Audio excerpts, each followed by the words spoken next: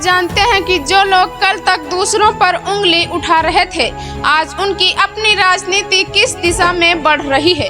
क्या आपने कभी सोचा कि जो लोग आदरणीय बहन कुमारी मायावती जी की सर्वजन हिताय सर्वजन सुखाय की नीति को सबसे ज्यादा गलत बताते थे, आज उनकी अपनी पार्टी भी उसी दिशा में कदम बढ़ाती दिखाई दे रही है। आज मैं किसी पार्टी से दुश्मनी निकालने नहीं आई हूँ और ना ही किसी पार्टी में कौन शामिल हो रहा है इस पर आपत्ति करने आई हूँ। मैं सिर्फ राजनीति में अपनाए जा रहे दोहरे मापदंड पर सवाल उठाने आई हूँ। नमस्कार साथियों, मैं हूँ आपकी अपनी सुषमा गौतम और आप देख रहे हैं भी मिशन यूपी। अगर आप हमारे चैनल पर नए हैं और बहुजन समाज की तथ्य आधारित और बेबाक खबरें देखना चाहते हैं तो हमारे चैनल को सब्सक्राइब करें और हमारे Facebook page Sushma Ambedkar mission को जरूर फॉलो करें। साथियों, सबसे पहले मैं एक बात बिल्कुल साफ कर देना चाहती हूँ। जिस खबर के आधार पर मैं आज बात कर रही हूँ वह आज की खबर नहीं है। यह दैनिक भास्कर में लगभग 2 महीने पहले प्रकाशित हुई थी। मैंने इस खबर पर पहले कभी वीडियो नहीं बनाई क्योंकि मेरे लिए किसी भी राजनीतिक दल में कौन शामिल हो रहा है और कौन जा रहा है यह कोई मुद्दा नहीं है। हर राजनीतिक दल को अपने संगठन का विस्तार करने और अपनी राजनीतिक रणनीति बनाने का पूरा अधिकार है। मुझे उससे कोई समस्या नहीं है, लेकिन जब कुछ लोग लगातार सोशल मीडिया पर बहुजन समाज पार्टी और आदरणीय बहन कुमारी मायावती जी को निशाना बनाकर यह कहते हैं कि बसपा अब ब्राह्मणों की पार्टी बन गई है, बसपा मिशन से भटक गई है, बसपा अब बहुजनों की पार्टी नहीं रही, तब मजबूरी में उन्हीं लोगों के राजनीतिक फैसलों का उदाहरण जनता के सामने रखना पड़ता है। अब जरा इस खबर पर भी नजर डालिए। दैनिक भास्कर में प्रकाशित खबर के अनुसार बिजनौर के नूरपुर निवासी एवं जिला पंचायत सदस्य ठाकुर आयुष चौहान, जो पूर्व राज्य मंत्री स्वर्गीय ठाकुर यशपाल सिंह के पुत्र हैं, उन्होंने भारतीय जनता पार्टी छोड़कर आजाद समाज पार्टी की सदस्यता ग्रहण कर ली। तस्वीरों में साफ दिखाई दे रहा है कि पार्टी के राष्ट्रीय अध्यक्ष एवं नगीना सांसद चंद्रशेखर आजाद जी स्वयं उन्हें नीला पटका पहनाकर पार्टी में शामिल करा रहे हैं। पार्टी की ओर से यह भी कहा गया कि उनके आने से संगठन को मजबूती मिलेगी। अब मेरा सीधा सवाल है, जब आदरणीय बहन कुमारी मायावती जी दूसरे समाज के लोगों को अपनी पार्टी में शामिल करती हैं, तब कुछ लोग कहते हैं कि मिशन खत्म हो गया, विचारधारा खत्म हो गई और बसपा बदल गई।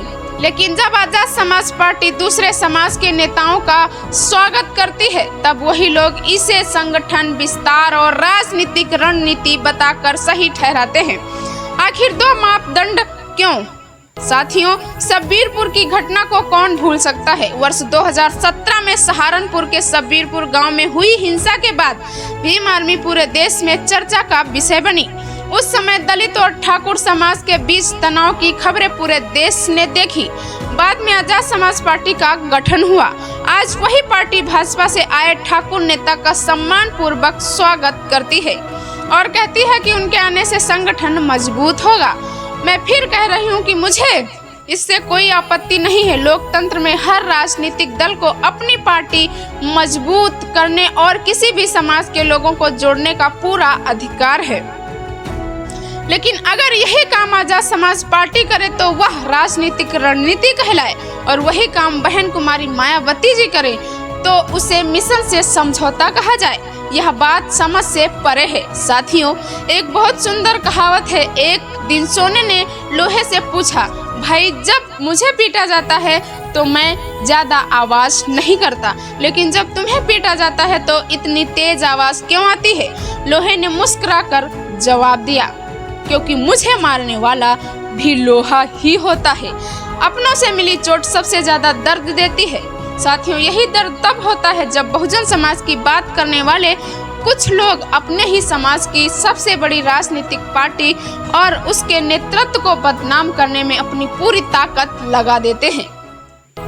विरोध करना लोकतंत्र का अधिकार है, लेकिन विरोध तथ्यों के आधार पर होना चाहिए, न कि दोहरे मापदंड के आधार पर। मैं एक बार फिर स्पष्ट कर देना चाहती हूं कि मेरा उद्देश्य आजाद समाज पार्टी या किसी भी राजनीतिक दल का विरोध करना नहीं है। मेरी शुभकामनाएं हैं कि हर पार्टी लोकतांत्रिक तरीके से आगे बढ़े। जनता के बीच जाए और अपनी राजनीति करे। लेकिन मेरी विनम्र अपील है, अपनी पार्टी को मजबूत करने के लिए किसी दूसरी पार्टी को बदनाम मत कीजिए। अगर आपकी पार्टी में हर समाज के लोग आए तो वह रणनीति है, तो बहन कुमारी मायावती जी की पार्टी में हर समाज के लोगों का आना भी उसी लोकतांत्रिक राजनीति का हिस्सा माना जाना चाहिए। राजनीति में एक ही मुद्दे पर दो अलग अलग मापदंड नहीं होने चाहिए। अगर कोई नीति गलत है तो सबके लिए गलत होनी चाहिए, और अगर वही नीति आज सही मानी जा रही है तो बहन कुमारी मायावती जी की वर्षों पुरानी सर्वजन हिताय सर्वजन सुखाय की सोच का भी निष्पक्ष मूल्यांकन होना चाहिए। अब फैसला जनता करेगी। क्या राजनीति में सभी दलों के लिए एक समान पैमाना होना चाहिए, या फिर एक पार्टी के लिए अलग नियम और दूसरी पार्टी के लिए अलग नियम? अपनी राय हमें कमेंट बॉक्स में जरूर बताइए। अगर आपको यह वीडियो तथ्य और तर्क पर आधारित लगा हो तो इसे ज़्यादा से ज़्यादा शेयर करें, ताकि लोग भावनाओं से नहीं बल्कि तथ्यों के आधार पर अपनी राय बना सकें। मैं सुषमा गौतम बहुत जल्द फिर मिलूंगी किसी नए विश्लेषण के साथ। तब तक के लिए देखते रहिए भीम मिशन यूपी। जय भीम, धन्यवाद।